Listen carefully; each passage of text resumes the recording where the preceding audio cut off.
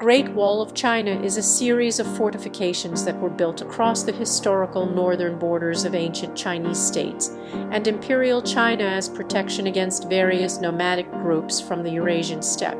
Several walls were built from as early as the 7th century BC, with selective stretches later joined together by Qin Shi Huang, the first emperor of China.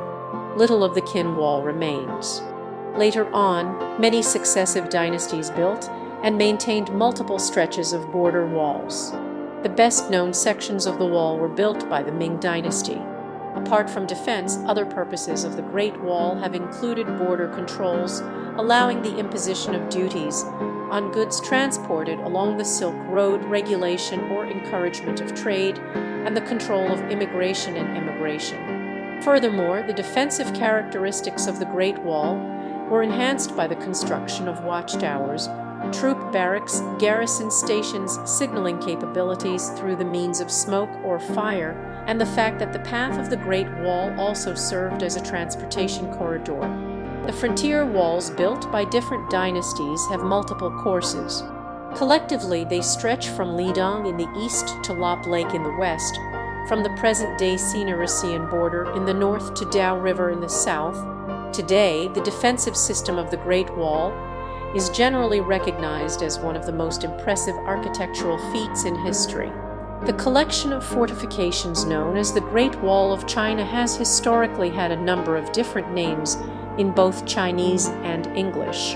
The Chinese were already familiar with the techniques of wall building by the time of the Spring and Autumn period, between the 8th and 5th centuries BC. During this time, and the subsequent Warring States period, the states of Qin, Wei, Zhao, Qi, Han, Yan, and Zongshan all constructed extensive fortifications to defend their own borders.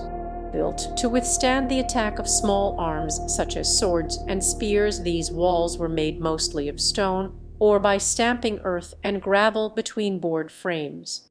The Great Wall concept was revived again under the Ming in the 14th century, and following the Ming army's defeat by the Oirats in the Battle of Tumu.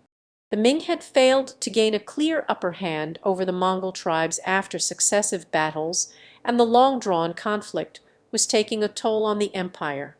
The Ming adopted a new strategy to keep the nomadic tribes out by constructing walls along the northern border of China. Acknowledging the Mongol control established in the Ordos Desert, the wall followed the desert's southern edge instead of incorporating the bend of the Yellow River. Towards the end of the Ming, the Great Wall helped defend the empire against the Manchu invasions that began around 1600. Even after the loss of all of Lidong, the Ming army held the heavily fortified Shanhai Pass, preventing the Manchus from conquering the Chinese heartland.